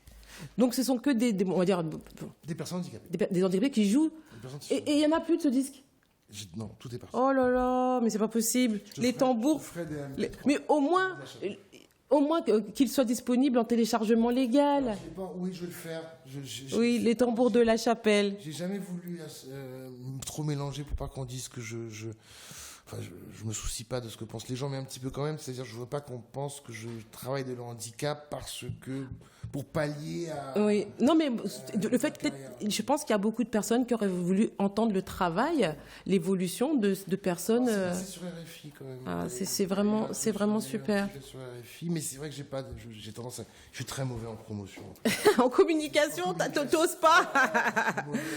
D'accord. Alors, est-ce qu'il y a d'autres projets comme ça Il y a donc 2 autres projets dans le handicap, donc c'est les chœurs de l'Arche et les chœurs alliés, où là, c'était de faire chanter à des enfants et des adultes le répertoire français culte, comme Barbara, Juliette Gréco, des enfants issus des quartiers. Donc c'est des enfants handicapés, donc des enfants autistes, enfin ils sont pas tous autistes, mais des enfants en déficients mentaux, on dit, donc ça englobe tous les handicaps mentaux, et de leur faire découvrir la chanson française culte, que j'aime beaucoup, que j'adore, avec du tambour.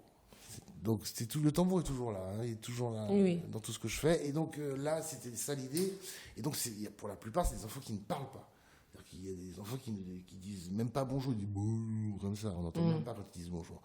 Et là, c'est un travail de 4 ans, réussir à les faire chanter du Barbara, donc des chansons compliquées, et Juliette Gréco, par exemple. Et donc, avec eux, tu vois aussi, enfin, tu as déjà commencé, donc tu vois aussi que le tambour amène une amélioration, même dans le déliement de leur corde vocale. Oui, parce que comme ils se libèrent d'un côté, ça libère l'autre côté. En fait, ça a une incidence. Tu vois, ça s'appelle la stratégie du détour. J'ai appris ça à l'école, ici. C'est-à-dire qu'en fait, tu t'attaques pas aux symptômes directement, tu identifies le symptôme et tu tournes autour du symptôme sans jamais... parce que sinon, tu vas braquer la personne. Tu lui dis, t'as ceci, t'as cela, elle va se braquer. Donc tu identifies, tu dis, ok, elle a ça, donc je vais lui faire des exercices qui vont travailler son handicap. D'accord. Mais franchement, c'est super comme vocation ou comme projet. C'est grâce au tambour haïtien, parce que j'ai joué 10 ans dans le métro et les gens passaient devant moi en me disant, je suis passé devant vous, j'ai plus mal à la tête, j'ai plus mal au dos. Ça m'est souvent arrivé. Alors, ok, moi, en tant que Mambo, c'est vrai que j'ai souvent affaire à des personnes qui sont pas en handicap physique, mais qui ont des problèmes, on va dire, psychiques, psychologiques, comme la dépression, la déprime, le manque de confiance en soi et autres. Est-ce que tu as déjà essayé de faire des cours, des thérapies de groupe, mais pas sur des personnes handicapées physiques, mais des personnes qui sont en dépression, qui sont en déprime, en tristesse, etc. Et également, parce que je sais qu'il y a des études sur ça. Il y a Gary Bittman, c'est un grand neurologue aux États-Unis, qui a un centre Drum Hill Center, des gens qui se guérissent, même des fois du cancer, avec les tambours. Est-ce que toi, de ton côté, à un niveau autre, mais par exemple la dépression, la déprime, la tristesse, est-ce que tu fais ce genre de choses? Oui, je travaille en clinique psychiatrique. Alors, vas-y, ça m'intéresse. Donc, j'ai travaillé longtemps à la clinique Dupré, par exemple, qui est une clinique de référence à Sceaux, et avec des adolescents déprimés, je veux dire, en perte de repères, quoi. Et donc, les résultats sont extraordinaires. J'ai un gamin, là, que j'ai connu, Malo, pour pas le citer. Il avait les cheveux qui arrivaient jusqu'à son nez, comme ça, quand je l'ai connu. Et à la fin de l'année, il est allé lui-même chez le coiffeur. Et aujourd'hui, il est programmateur dans une radio connue. Je ne peux pas dire le nom, une radio très connue. D'accord. Et tout ça, c'est grâce à la pratique du tambour. Oui. Ça a fait une amélioration de son bien-être, etc. Il était quoi? Il était dépressif? Il était, oui, complètement dépressif, hors société, asocial. Donc il parle à personne, ses cheveux couvraient ses yeux. Ouais. C'est une manière de se cacher, ouais. De se cacher, d'éviter tout le monde. Waouh. C'est pas moi qui le dis aller chez le coiffeur, aller chez le coiffeur tout seul. Parce qu'il faut que la personne se transforme, ce que je te disais, sinon c'est raté. Ouais. Avant le changement, il faut d'abord la transformation. On va dire même intérieure déjà. Il faut une transformation. C'est ça ce que j'ai appris à l'école. C'est super. Parce que je sentais, si tu veux, que le legs haïtien était musical, mais j'avais pas, il me manquait donc j'avais tout avec Haïti, il me manquait juste le côté scientifique. un petit. Alors il y a quand même la science aussi. Oui, bah oui. Non, il me manquait une méthode. La méthodologie, oui. Ouais. Et ça, je l'ai appris en France. Ouais, c'est super. C'est l'Institut national d'art et thérapie. Et donc, si tu veux, oui. Alors évidemment, il y a aussi des échecs. Roselyne, tu peux pas réussir à tous les coups. Comme on dit, ou pas qu'à bon tout de bon. Voilà, ou pas bon Dieu, c'est pareil, des fois, moi, il peut m'arriver j'accompagne des gens, mais il y a des gens sur qui ça marche, et puis une personne sur qui ça ne marche pas, parce que pour des choses qui nous dépassent, des raisons qui nous dépassent, mais qui veut dire, dans la grande majorité, c'est une réussite. Ouais, j'ai vraiment j'ai beaucoup de réussite, et d'ailleurs, il y a 2 écoles dans l'art-thérapie. Il y a l'école du résultat et il y a l'école du non-résultat. Bon, à mon école, ils sont pas pour le résultat. Et j'étais d'ailleurs en contradiction avec eux, mais je respectais. Mais disons que moi, je veux du résultat. C'est normal. C'est pour ça que je fais. C'est le côté un petit peu, j'ai envie de dire, haïtien, parce que les Haïtiens cherchent toujours à être excellents, sauf en Haïti. Mais quand on voit la liste des Haïtiens qui brillent en littérature, en peinture, en musique, et ça depuis longtemps, puisque le Jelly Roll Morton, c'est lui qui a fondé le jazz, et c'est un Haïtien, à Congo Square, déjà. Les Haïtiens sont partout dans l'histoire de l'art. Donc, il y a ce côté-là qu'on a envie d'exceller, et moi j'avais envie d'exceller, pas pour moi, mais pour les personnes, quoi, que vraiment que mon travail ait une incidence, tu vois. Et voilà, donc, mais tu peux pratiquer la thérapie sans être en recherche de résultats, c'est juste du soin. Oui, du soin ponctuel. Du soin ponctuel. Voilà. Moi, j'aime bien le côté résultat. Oui, en fait, après peut-être il faut autre chose. Il faut pas que ça, il faut un accompagnement autre. En fait, il faut que ce soit accompagné de quelque chose d'autre. Moi, je le vois, par exemple, il suffit que je fasse une conférence et qu'il y a des tambours. Les gens, ils viennent, chacun ses problèmes, et la conférence se finit, ils se disent je me suis sentie bien, je me sens bien, j'étais venue, j'avais mes soucis qui me prenaient la tête, et je repars, je me sens mieux. Je sais que c'est en grande partie grâce au tambour, parce que le tambour t'élève et ça te redonne. En fait, ça booste ton système immunitaire, ça booste et ça ravive tes canaux d'énergie qu'on appelle les chakras. Donc automatiquement, ça te ramène une joie. En fait, ça te reconnecte à la nature. Et quand tu regardes la nature, la vie elle est belle. Quand tu regardes la nature, si tu regardes les hommes, là tu te suicides. Mais quand tu regardes la nature, la vie elle est belle parce que la nature elle vit, elle est vivifiante. La nature ne s'arrête pas, elle ne meurt jamais. La nature n'est jamais en échec, elle se relève toujours. Et donc, c'est ce à quoi on doit être associé, en fait, à cette nature. Donc, moi, je pense que ce que tu fais, c'est juste super. Tu fais ça qu'en France ? Oui, alors j'ai travaillé en Angleterre aussi. Parce que moi, je dis, attendez, nos amis, là, en Martinique, en Guadeloupe, bon, en Haïti, peut-être, vous n'êtes pas encore prêts, mais en Martinique ou en Guadeloupe, il faut contacter... C'est vrai ? Il y a longtemps, avec les agences françaises, j'ai fait à Jacmel, ouais. D'accord, mais c'est il y a combien de temps ? Oh là là. Il y a plus de 10 ans ? 2006. Ouais, plus de 10 ans. Plus de 10 ans. En tout cas, on va donner ton contact après, mais n'hésitez pas si vous avez des programmes comme ça, des projets comme ça à mettre en place avec les handicapés psychomoteurs ou les personnes qui sont en soins psychiatriques ou des thérapies tout simplement. Franchement, moi j'apprécie. Est-ce que tu donnes des cours de tambour ? Non. J'ai donné des cours pendant 2-3 ans et je m'ennuyais parce qu'il n'y a pas... Pas assez de challenge. Il n'y a pas de challenge. Oui, voilà. Tu vois, ils viennent, ils ont payé, donc ils viennent pas. Ça va prendre leur humeur. Ils ont envie, comme ils ont payé, ils ont envie, bon, alors ils se disent, je vais faire un effort, je vais pas faire d'effort. Et moi, c'était très difficile pour moi d'apprendre le tambour, donc j'ai envie de, quand je transmets, qui est aussi de retrouver un peu... Puis valoriser ça, en fait, ouais. Et puis de trouver une difficulté. Ouais. Quand on travaille avec une personne qui est en situation de handicap, là, j'ai du boulot, j'ai un truc à faire, il faut que je la sorte de son truc, il faut qu'elle arrive à jouer mon rythme. Et c'est pas elle qui paye, c'est l'institution. Donc, Voilà. Il n'y a pas le rapport à argent. Tu vois, quand tu donnes un cours, chacun donne Ouais. C'est comme un don de soi, en fait, quand tu fais les thérapies. C'est vraiment, tu donnes de ta personne parce que tu veux qu'elle aussi, elle avance et pas, tu donnes pas parce qu'elle a payé. Ouais. Voilà, donc, je comprends. De tambour, donc, en fait, quand tu fais que ça maintenant, tu fais que Je fais encore pas mal de concerts, mais je suis très fatigué parce que j'ai fait beaucoup de disques, comme tu peux le constater. Oui. Et j'ai fait beaucoup de concerts aussi. Et donc, à 50 ans, j'ai décidé de faire une pause. Donc, tu fais que des thérapies, en fait? Non, je fais aussi des concerts. D'accord, ok. Je joue aussi des concerts. J'accompagne aussi des artistes. D'accord. Mais c'est pas moi qui appelle, c'est quand on m'appelle. Oui, c'est quand on te sollicite. C'est quand on me sollicite. D'accord. Et en parlant de sollicitation, pour quelle raison peut-on te solliciter? Pour toute chose, j'accompagne des danseurs, j'accompagne beaucoup de lectures aussi.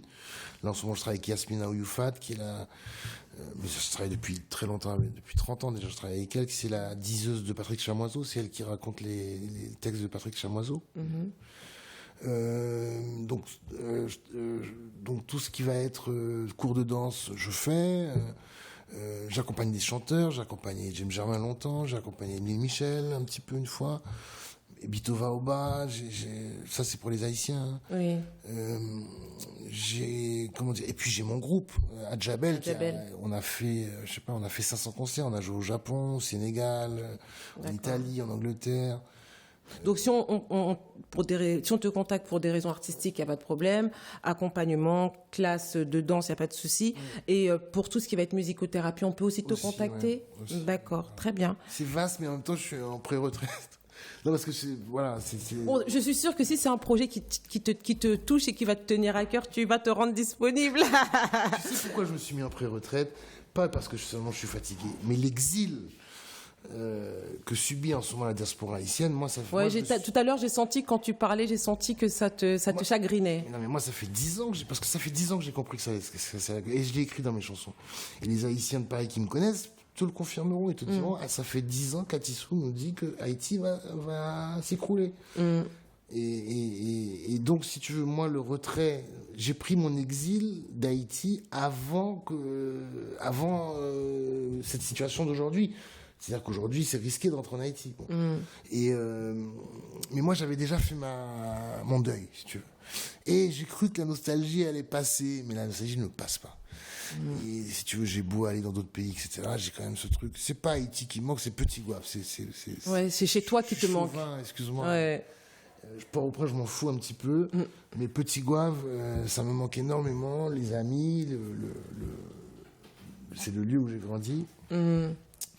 Et donc, si tu veux, j'ai pas envie de... Je dois me dire la vérité, c'est-à-dire que ça me manque cruellement. Et du coup, je suis pas tranquille. Et donc, je préfère travailler moins pour gérer cette nostalgie. C'est pas une nostalgie, cet exil, tu vois. Tu te sens en prison à l'extérieur? C'est une prison. On est tous en prison. Tous les Haïtiens sont en prison à l'extérieur. Et ceux qui sont en Haïti et ceux qui sont à l'extérieur.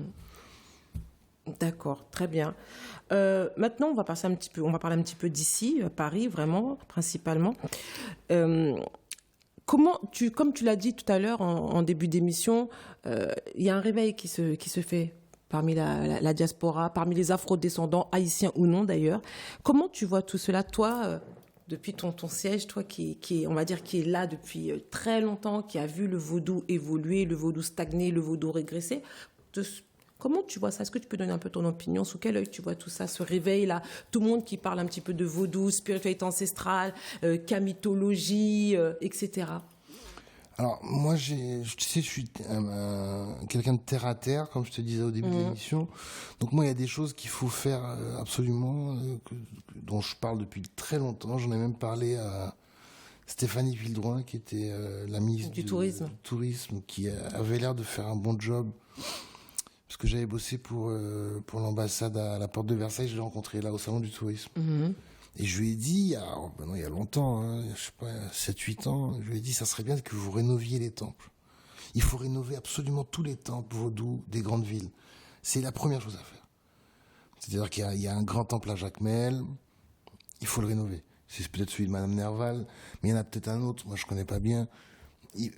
Au Cap, au Cail, Saint-Marc, l'Esther, chaque ville a un temple principal. Il faut que ce temple soit rénové. C'est-à-dire que ce temple puisse, il puisse y avoir des toilettes pour que les gens, les visiteurs qui viennent assister aux cérémonies puissent aller aux toilettes décemment, des douches. Un parking pour se garer parce que tout le monde, s'ils veulent recevoir des gens qui ont des moyens, les gens viennent en voiture, donc il faut qu'ils puissent garer leur voiture. Je suis très terre à terre, quoi d'autre? L'électricité. Il faut l'électricité. Il faut donc ça c'est primordial. Il faut que les temples soient rénovés dans chaque grande ville. Mais ça, tu parles pour Haïti, mais je te parle des Afro-descendants qui sont ici, qui se réveillent. Comment toi, tu vois ça? Parce que là, on est à Paris. Je suis pas... Alors, mes enfants sont Mes enfants, j'ai des grands-enfants. Donc, ma fille, mon fils, ils sont dans le mouvement afro-descendant. C'est vrai? Oui. Ok. Il y a un mouvement très jeune, hein, c'est des jeunes, ils ont 20 ans, hein, ils sont très concernés par ça. Ok. Et alors, c'est plutôt eux qui pourraient te répondre. Moi personnellement, je me méfie beaucoup de comment dire. Et d'ailleurs, j'ai des conversations on n'est pas souvent d'accord avec mes enfants. Ce truc d'afrodescendance. Je vais te dire pourquoi. Par exemple, je crois que je suis le premier ou un des premiers à avoir dit que Haïti n'est pas la première république noire du monde. Haïti est une des premières républiques, ou la première république moderne du monde. Parce que coller une couleur de peau sur un fait historique, c'est très mauvais. Parce qu'après, tu n'en sors plus. C'est-à-dire que tu peux pas... Il y a toujours ce mot noir qui te colle à la peau. Et alors que c'est comme si on disait la déclaration des droits de l'homme blanc. Même si on sait qu'ils n'ont pas appliqué la déclaration des droits de l'homme, mais on ne dit pas la déclaration. Et donc je pense que c'est une erreur de dire première république noire du monde. Ça, c'est quelque chose qui m'a choqué. C'est une analyse que j'ai fait moi. Ça n'engage que moi, ce que je dis là. Après, j'ai vu qu'Yannick Lens avait repris moderne, mais c'est dans ma bouche qu'elle l'a entendu la première fois. D'accord. Et excuse-moi, je règle mes petits comptes en passant. Donc, parce qu'on me copie beaucoup, tu vois, on m'aime pas beaucoup en Haïti, dans le milieu culturel haïtien, mais on me copie beaucoup. Musicalement, on me copie. Ma façon de jouer, on me copie aussi, parce que je danse. Derrière là, je peux pas te montrer, mais non, je danse aussi quand je joue. Oui, j'ai déjà vu, c'est une vidéo. Et, donc, c'est pas pour dire que je suis un mec génial, c'est pour dire que, bon, c'est bien de pas m'aimer, mais quand même, si l'Haïtien dit dans le blanche, si vous m'aimez pas, dites quand même qui vous inspire. Ça pour vous une balle, oui. Voilà. Donc, je suis pas dans un mouvement afrodescendant parce que ça me fait peur, déjà, parce que je suis métisse d'une. Et donc, je n'ai pas choisi de camp. C'est-à-dire que en étant dans un mouvement afrodescendant, fatalement, je vais, même si c'est le sens de l'histoire, effectivement, me braquer contre l'Occident. Et je suis braqué contre l'Occident, mais je veux pas pour mon hygiène de vie. Je veux garder encore une porte ouverte. Et donc, ça n'empêche pas, comme je te dis, que mes enfants, eux, sont à fond là-dedans. Et donc, les afrodescendants, je suis bien avec, par exemple, Béatrice Maniga, qui vit au Ghana et dont le mari est dans un des plus grands groupes de rock togolais, qui fait les gros festivals. Là, cette année, ils ont fait le Paléo Festival, ils ont fait les Eurokéennes, machin, etc. Donc, elle est dans le mouvement afrodescendant, elle m'explique, c'est une amie d'enfance.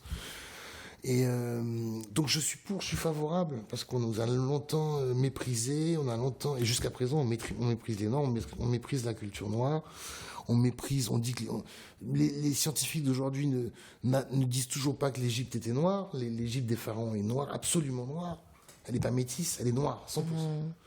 Et Champollion le dit, moi j'ai Champollion à la maison, c'est l'introduction, il le dit. Champollion, c'est lui qui a traduit les hiéroglyphes. Personne d'autre n'a traduit les hiéroglyphes. C'est Champollion, c'est un Français blanc qui a traduit les hiéroglyphes. Et il dit dans son introduction, on ne pourra jamais considérer l'Égypte comme comment dire.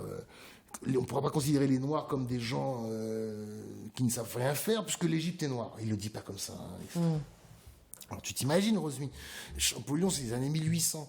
Donc, en 2022, tu as encore des scientifiques occidentaux qui soutiennent que l'Égypte n'était pas noire. Alors que le scientifique qui a découvert, qui a déchiffré les hiéroglyphes, qui le dit 200... Bref, c'est aberrant. C'est du racisme, ça. Mais moi, j'ai très peur du racisme. Et du coup, je connais l'histoire, mais je choisis pas de camp et j'essaie de... Alors, je suis pour un mouvement afrodescendant et je vais te répondre pour conclure, sinon j'arrêterai pas de parler. C'est que pour pouvoir accueillir les gens qui s'intéressent au vaudou du monde entier en Haïti, il faut pouvoir ouvrir, il faut pouvoir rendre accessible, ouvrir, tu vois, et le français, l'utilisation du français, pourquoi pas. Je veux dire, comme tu fais. Et donc, voilà. Haïti, c'est un musée. Et c'est un musée fatigué. Qui a besoin d'être rénové. Le musée haïtien a besoin d'être rénové. Donc, il faut commencer déjà par, il faut arrêter de couper des arbres, il faut arrêter de couper les mapous, parce que ça, c'est une malédiction sur des générations, parce que le mapou est là avant l'arrivée des Africains en Haïti. Les mapous étaient déjà là. On les a coupés. Et puis, souvent, à côté des mapous, il y a les lacous. Et les lacous, il faut les entretenir. Il faut pouvoir rendre accessible. Moi, j'avais proposé à Focal, qui m'a jamais répondu, de faire un répertoire, un guide répertoire de tous les temples vaudous d'Haïti. C'est-à-dire que je suis un Libanais qui s'intéresse au vaudou, je dis n'importe quoi, un Chinois qui s'intéresse au vaudou. J'achète ce petit livre qui est en anglais, en français, en créole. C'est un guide, j'appelle ça guide répertoire, les 101 nations d'Haïti. J'avais même trouvé le titre, 101 nations d'Haïti, en 3 langues. Petit bouquin comme le guide du routard. Oui, bien sûr. Tiens, j'ai envie de connaître les cailles. Ok, mais j'ai envie d'aller dans une cérémonie près des cailles, puisque j'ai envie d'aller aux cailles. J'ai envie de penser à lui. Tiens, les cailles. Tiens, il y a une cérémonie là, c'est un tel. Ok, il y a un numéro de téléphone, je peux appeler. Où est-ce que c'est ça ? C'est simple. C'est simple, tout à fait. Et ça, il faut le faire. Ça, c'est la première chose à faire. Pour rendre accessible Haïti à tous les gens qui s'intéressent à la culture mondiale. Parce que Haïti, c'est un musée mondial. C'est comme le Parthénon en Grèce ou le Colisée à Rome. Je veux dire, la Souvenance, c'est du même acabit. Hein. On n'est pas en dessous. On est même plus ancien. Bon, c'est pas parce qu'on n'a pas des grands édifices, etc. Mais je veux dire, au niveau temporalité, on est plus ancien que les Grecs, puisque les Grecs ont tout piqué aux Égyptiens. Tout à fait. Donc, tu t'imagines jusqu'où on remonte. Donc, nous, le minimum qu'on puisse offrir à des gens qui ne sont pas haïtiens, c'est un petit hôtel, mais même si c'est un hôtel simple, on ne cherche pas du luxe. De l'eau, des toilettes, des douches, et un parking, et un petit restaurant pour manger. Exactement. C'est tout ce qu'on demande autour des temples, de manière à ce que tout le monde puisse y aller, puisse s'intéresser. Le nombre de gens qui s'intéressent aux vaudou haïtiens qui ne peuvent pas y aller. C'est vrai. Ou alors, quand ils y vont, ils ne savent pas où aller. Ils ne savent pas où aller. Aïe Bobo, merci sur ces quelques mots. On va clôturer l'émission. Si tu peux nous dire en quelques mots tes futurs projets à Tissou. Alors, j'ai le projet de reprendre les tambours de la chapelle. Le Covid est passé. Oui. Et donc, de faire des concerts avec mon équipe de personnes lésées cérébrales. D'accord. Qui ont des accidents graves. Je sors des titres en ce moment d'Adjabel, des nouvelles chansons. Et puis, qu'est-ce que j'ai d'autre comme projet ? Je travaille avec Yasmina Ouyoufat, donc sur des textes, des contes. J'ai d'autres projets aussi. J'ai un concert bientôt, dans une soirée haïtienne. Et puis, je donne des stages de tambour. Alors, je t'avais dit que je ne donnais pas des cours de tambour, mais je donne aussi parfois des stages de tambour. D'accord. Là, mais toute cette actualité, on peut les consulter sur ta page ? Je dis rien, moi. Je suis en retraite. Mais il faut communiquer. Comment on fait si, par exemple, moi, je suis intéressée avec ton futur projet de tambour de la chapelle ? Vous allez faire des concerts où je vais voir les... Je sais pas, Rosmy, je m'occupe pas de ça. Est-ce que tu as quelqu'un qui s'occupe de ça ? Non. Mais c'est pas grave. C'est compliqué là pour les téléspectateurs qui sont intéressés par Adjabel ou par Atissou. Ça va pas être... Il y a un moment donné, je veux sortir du bois, mais là, ça fait 5 ans que j'ai décidé d'hiberner un peu. D'hiberner, et puis le Covid est arrivé. Donc, mais là, c'est bon, ça s'en va maintenant. Il faut ressortir. Rosmy, tu sais que j'ai pris ma décision avant l'arrivée du Covid. J'étais bien content. Donc le Covid est bien arrivé. Bien arrivé. D'accord. Où peut-on te contacter si on a besoin de tes services à Tissou ? M'envoyer un email. D'accord. À Tissou, ATI2SOU. On va l'afficher à l'écran. Oui, merci. ATI2SOU@yahoo.fr. c'est facile. Et il y a ta page Facebook qui s'appelle Ma page Facebook et Adjabel, ADJABEL. Adjabel sur Facebook. Très bien. Merci Atissou, c'était vraiment un plaisir de te recevoir et de découvrir ton art et surtout la maîtrise que tu as de ton art. Franchement. Et merci à Jordanie pour la technique. Merci à Jordanie pour la technique. Merci téléspectateurs de nous avoir suivis pour cette nouvelle émission Minokan qui portait sur le tambour, la sonothérapie, la guérison par le tambour, l'amélioration de l'être intérieur par le tambour. Aïe Bobo. Alors je vous encourage, si vous avez un jour Atissou sur votre route, de le faire un petit coucou. Et si vous avez des projets de faire des thérapies par le son, par le tambour, n'hésitez pas à le contacter. Moi, je vous dis rendez-vous à très bientôt pour une nouvelle émission, un nouveau thème, un nouvel invité. Aïe Bobo. Aïe Bobo.